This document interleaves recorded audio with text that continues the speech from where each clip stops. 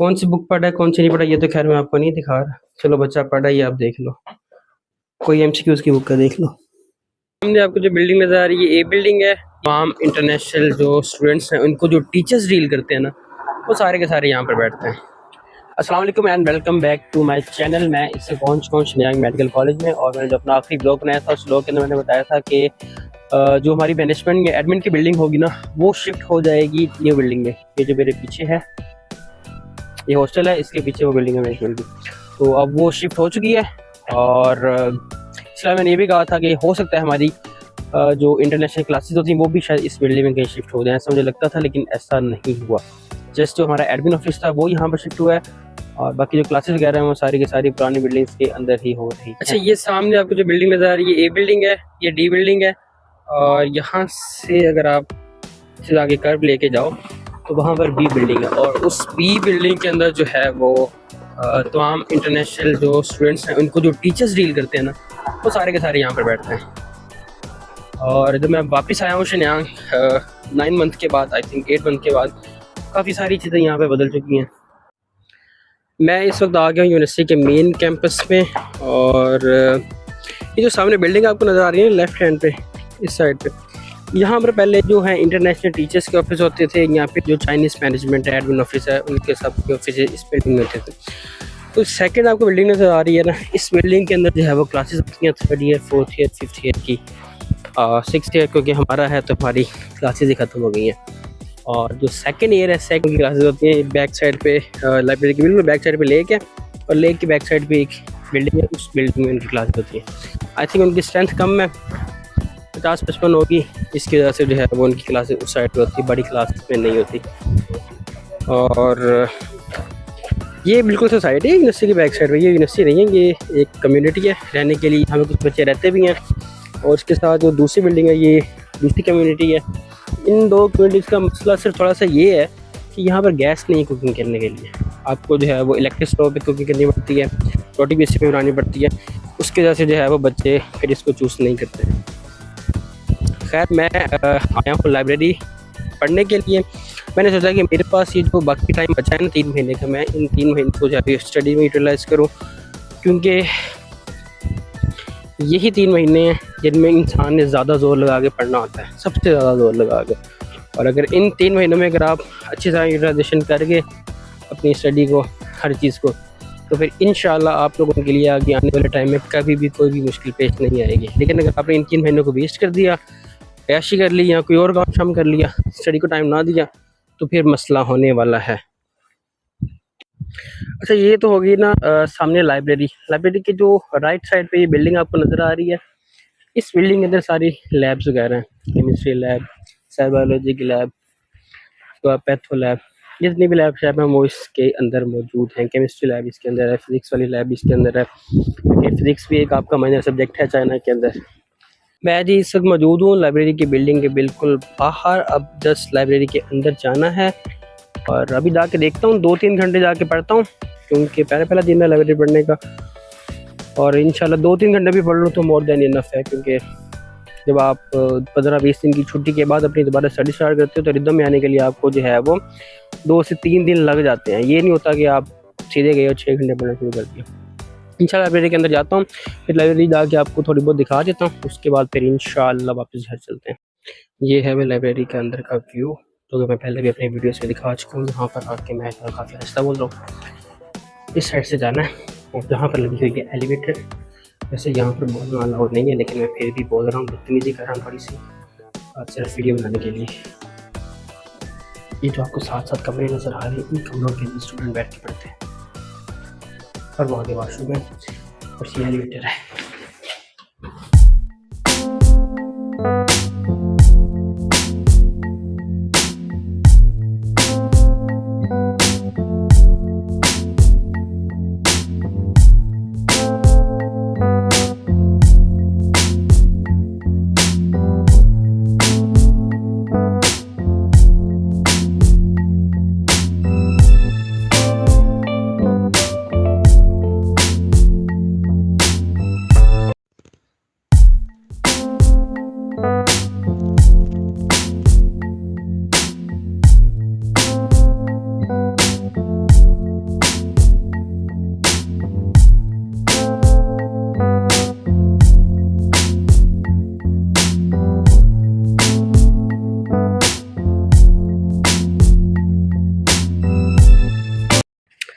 Library के अंदर मैंने 2 घंटे और 15 मिनट स्पेंड किए हैं, और इतना टाइम स्पेंड करने के बाद मैंने कहा कि बस आज पहला दिन था और इतना पढ़ लिया बहुत है। और अब मैं गुजर रहा हूँ लेक वाली साइड से, तो इसका भी अभी दिखाई देता हूँ। अच्छा, ये जो सामने बिल्डिंग आपको नज़र आ रही है ना, इस बिल्डिंग के अंदर फर्स्ट ईयर सेकेंड ईयर की क्लासेस होती हैं, और ये ब्यूटीफुल व्यू है लेक का। आई डोंट नो कि कैसे शो हो रहा है, लेकिन मुझे तो बहुत प्यारा लग रहा है यहाँ से। एक ये शुरू में बिल्डिंग है और बैक साइड पे बी बिल्डिंग है, ठीक है। और जो आपकी 4th ईयर और 5th ईयर में जो आपकी लैब क्लासेस होती हैं, जैसे पीरियड्स होगी, क्लिनिकल जितने भी आपके सब्जेक्ट्स हैं, वो भी इन्हीं बिल्डिंग्स के अंदर ही होती है।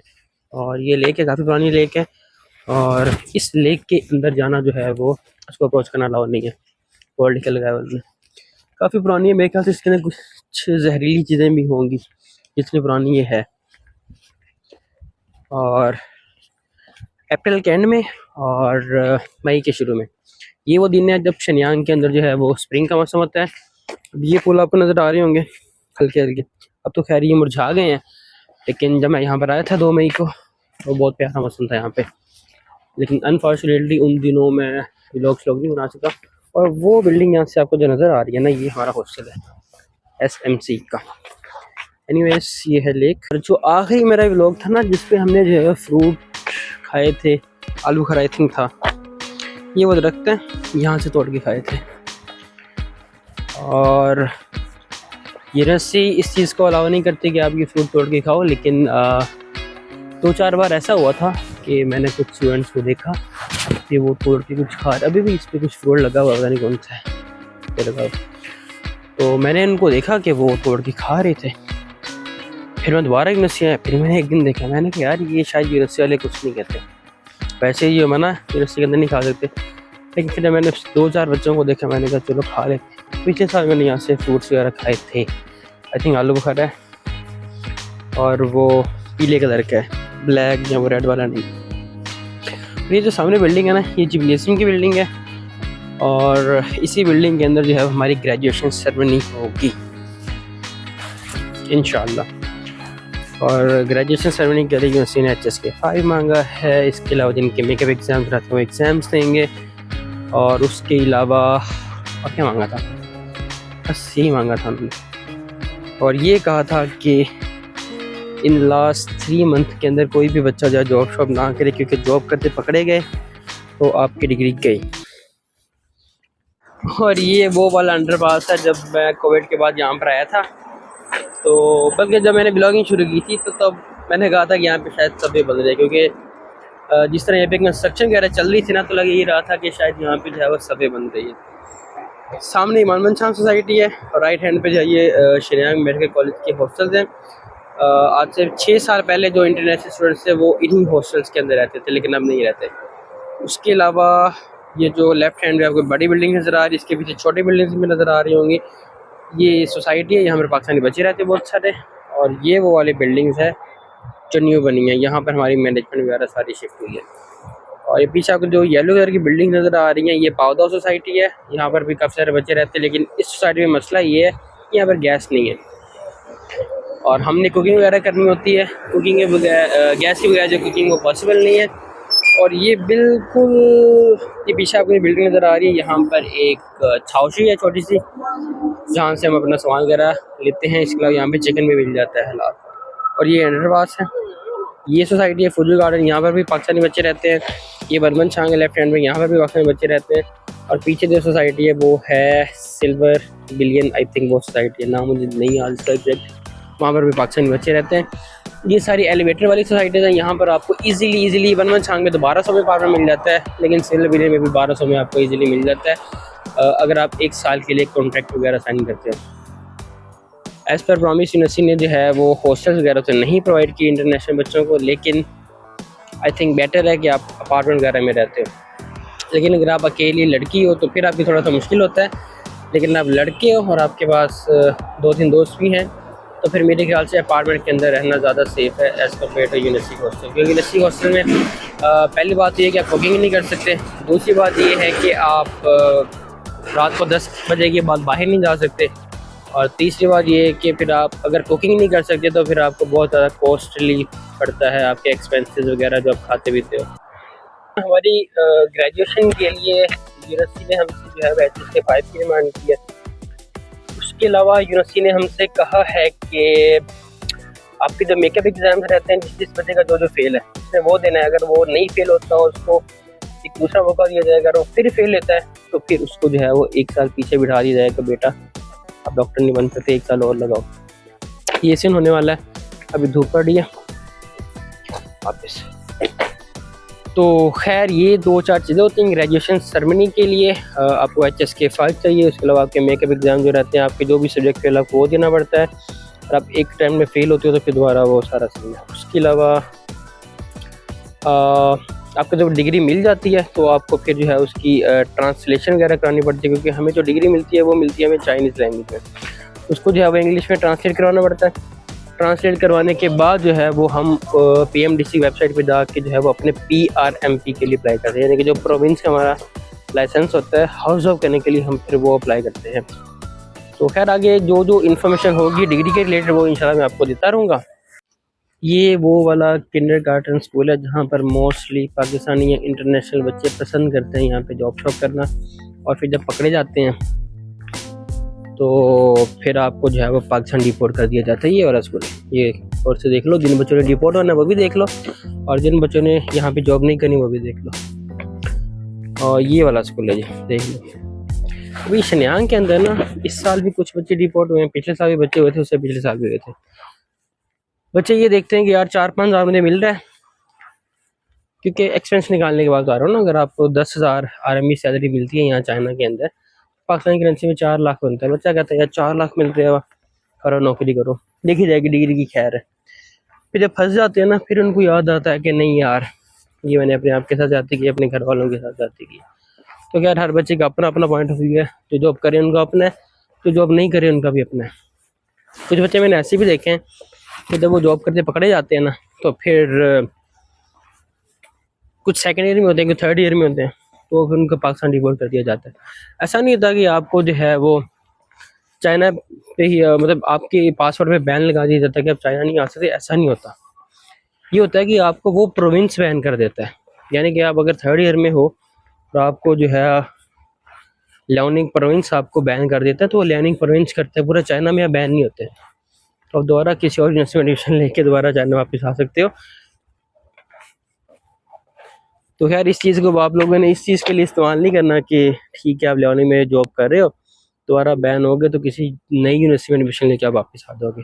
ये वाला काम आप लोगों ने नहीं करना, ठीक है। और वो सामने कुत्ता है जो मुझे हमेशा पड़ता है, ये वाला, मैं इससे बच आगे रहता हूँ। ये बहुत हरामी है, सॉरी गलत अल्फाज इस्तेमाल नहीं करना चाह रहा था, लेकिन खैर हो गया। ये जब भी मैं यहाँ से गुजरता हूँ इसने लाजमी भौंकना होता है। और इस तरह से जो है वो चाइनीज़ यहाँ पे फार्मिंग करते हैं, किचन फार्मिंग, ठीक है। ये टमाटर लगाए हुए हैं और साथ आई थिंक वो टींगी लगाई हुई है, और ये सेब का दरख्त है, आगे वाला भी सेब का दरख्त है। तो मैं यहाँ से एज सुन एज पॉसिबल निकलता हूँ, क्योंकि ये ना हो कि कुत्ता वो वापस आ जाए, और मुझे इस कुत्ते से बड़ा डर लगता है कसम से। पाकिस्तानी इधर कुत्ता होता है ना, आप उसको जो है वो बट्टा छट्टा मार सकते हो, भगा सकते हो। यहाँ पर मसला ये है कि आप कुत्ते को बट्टा छट्टा नहीं मार सकते। उसके ओनर ने आ जाना है, और ओनर ने कहना है, इस यहाँ हर जगह कैमरे लगे हैं, ठीक है, और ओनर ने कहना है कि ये बच्चे की हिम्मत कैसे, इंटरनेशनल बच्चे की जो है हमारे कुत्ते को बट्टा मार रहा है। क्योंकि कुत्ते भी 10-10 हज़ार RMB के होते हैं, 15-15 हज़ार RMB के होते हैं। पाकिस्तानी बनता है कोई 4 लाख, 6 लाख, 8 लाख, 10 लाख। अब आप 10 लाख के कुत्ते को बट्टा मारोगे तो ओनर तो आपको नहीं छोड़ेगा ना फिर। और ये सामने जो बिल्डिंग है ना, ये चर्च है।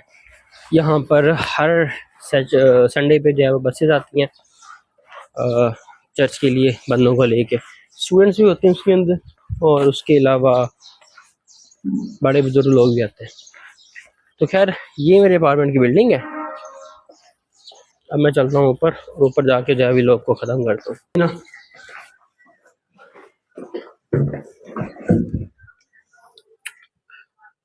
ओ माय गॉड, ये पढ़ने वाला बच्चा है।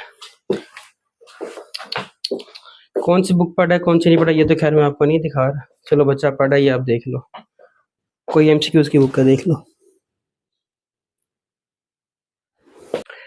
तो खैर आज के इस व्लॉग को इधर ख़त्म करते हैं। इंशाल्लाह आपसे मुलाकात होगी अगले व्लॉग में। मेरा अब इरादा बन रहा है क्या नाम था, फर्स्ट शीफो विलेज, आई थिंक इस तरह का विलेज का नाम है, वहाँ पर जाऊँगा मैं कल। अगर ये मेरे साथ चलते हैं तो मोस्ट वेलकम है, नहीं जाते तो फिर मैं अकेला चला जाऊँगा। आपसे मुलाकात होगी इंशाल्लाह नेक्स्ट व्लॉग में। अल्लाह हाफिज़।